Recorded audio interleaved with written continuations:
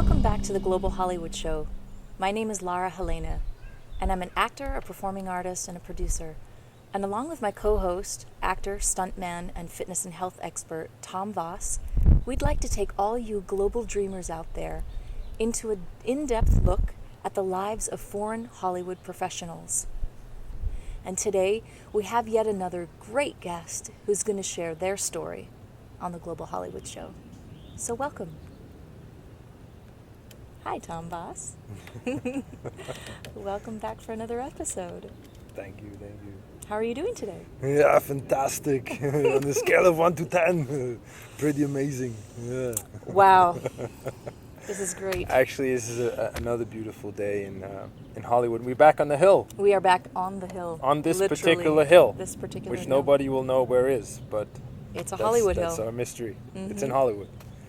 But I'm extremely excited to introduce our guest. Yes. Today it's a fellow Dane, Mr. Morten Mansson, who's an executive producer and has been very successful. Welcome to the show. Thank you. Thanks for having me. It's really a pleasure. So Morten, Yes. we are very curious. You've come from Denmark. You're here in Hollywood now. Yeah. How did it all start? Where did you get your oomph or direction to want to become a producer or executive producer and come to Hollywood? Well, the idea to move to America has always been in my blood. I mean, I remember in high school people would make fun of me and call me the closet American because I just had an urge to go to Hollywood someday. And in regards to being a TV producer, that came about quite accidentally, actually. After high school, I thought I was going to be a computer programmer and create games and become rich. That was all the rage back in the 80s. And then my mom sent me to a kibbutz because she thought I needed to see the world before I started programming. And I went to a kibbutz. The kibbutz was horrible. It wasn't that romantic dream about picking oranges under the sun. It was a 3-shift factory that created chalks and finger paint for kids. So you had sort of you looked like a prisoner from Guantanamo. Actually, you had like a, what do you call that? Like a work suit. Yeah. And you just a jumpsuit, yeah, and you just had 3 shifts a day. So you either slept or ate or you worked in the factory. So as soon as we could get away from that, we did, and we went into Tel Aviv, and we found an office that was looking for extras, and it turned out to be a production company called Golan Globus. 2 Israeli guys. I believe they were the Weinsteins of their time. They did all the 80s action movies, Rambo and probably Commando, all those Arnold and Stallone movies. So I ended up being an extra there. They did some TV movies based on Hans Christian Andersen's fairy tales, actually. So in those, I'm like a guard on a castle somewhere in the distance and weird stuff like that. But then I started helping out with the video run-throughs. They would do some assisting videos, and I started cutting that for them. It was pretty basic editing. And when I came home after 6 months, I had completely lost interest in computer programming, and I knew I wanted to do either TV or movies, and it ended up becoming TV. So that's how I started. Wow.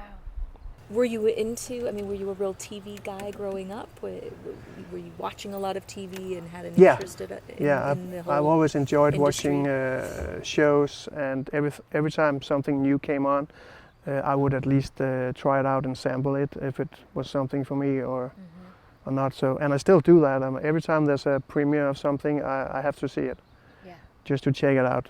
More TV than film? Or? TV, yeah. I never got primarily. into movies, so Okay. I've never done anything scripted. Yeah.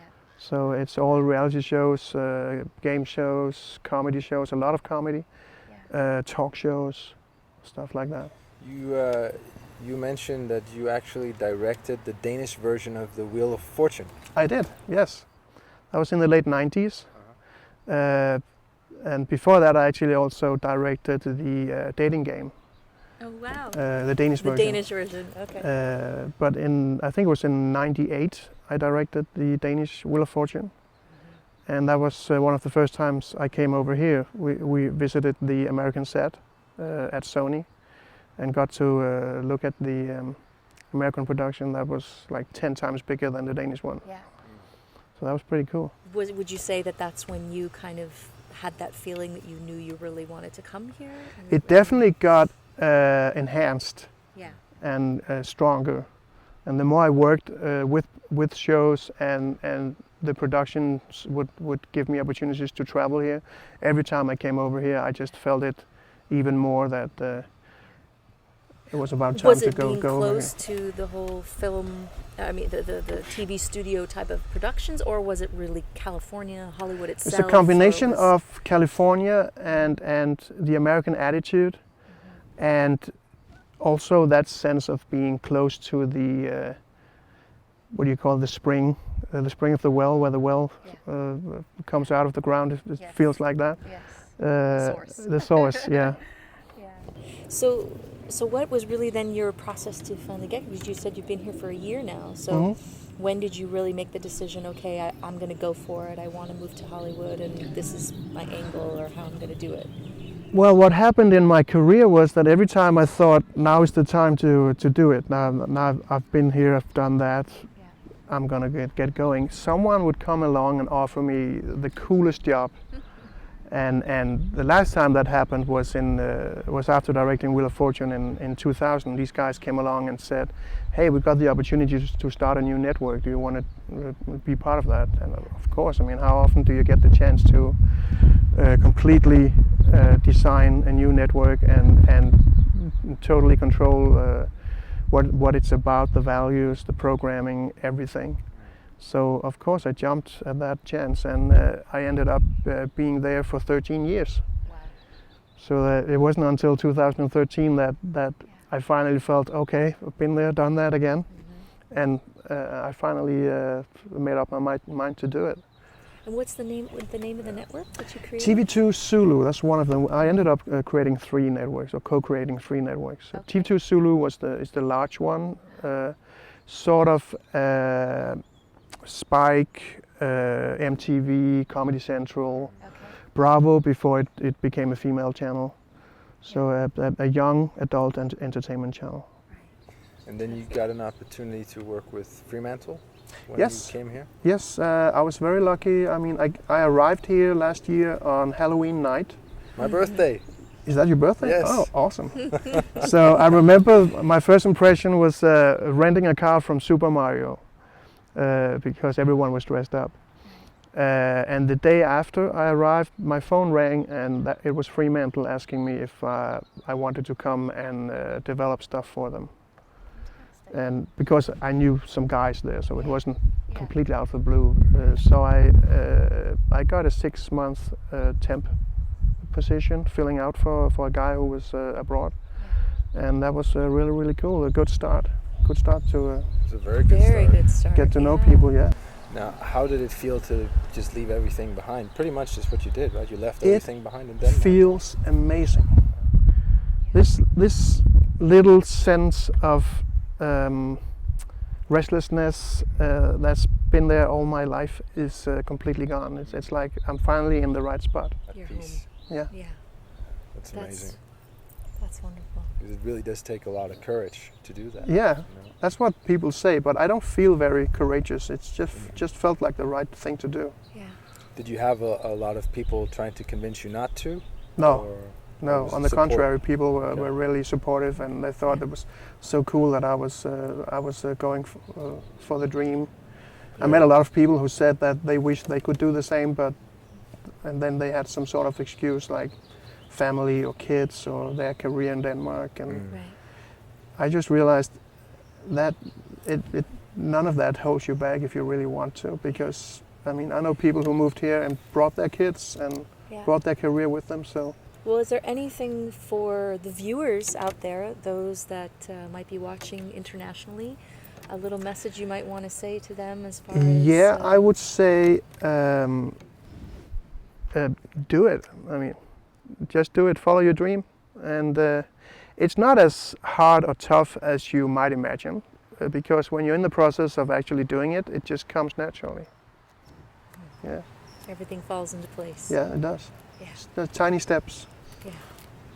And what about in Denmark? Do you have any experiences of, I mean, you were working with a network, you've worked with really big name people, done all kinds of shows, and...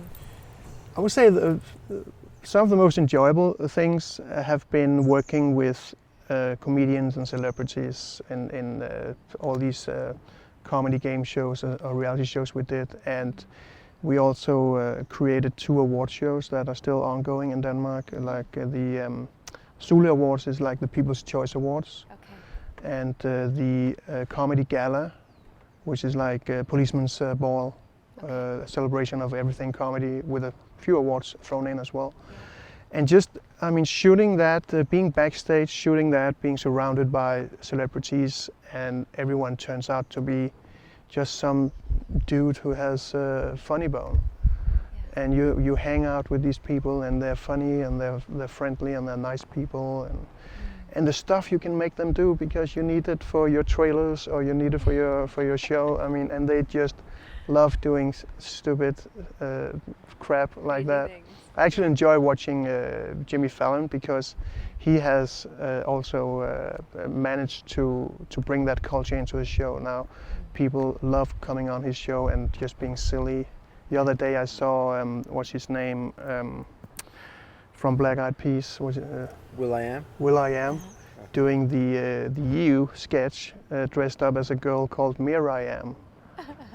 With full beard and braces on, and it was so hilarious. And I love when people are so down to earth that they still haven't forgotten how to play and have fun. Be a kid again. Yeah, Right? exactly. Yeah. Yeah.